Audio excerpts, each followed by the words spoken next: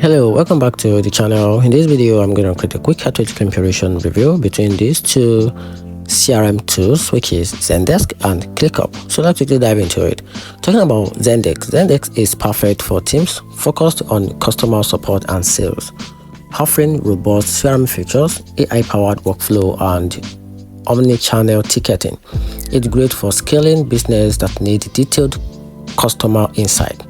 I'm talking about the advantages part of this platform, which is the powerful customer management, which is the AI support, comprehensive features, and talking about the downside, which is the expensive. It is very expensive, very costly, and the steep learning curve, which make it not appealing. So talking about ClickUp, on the other hand, it combines CRM with project management, which make it ideal for teams that want everything in one place. It's flexible, budget friendly, but also lacks some advanced CRM tools functionalities.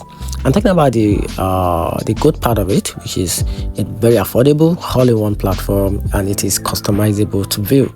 And the downside is it's not a dedicated CRM, so there's nothing you can do about that, and it's limited advanced features. So all the advanced features are limited.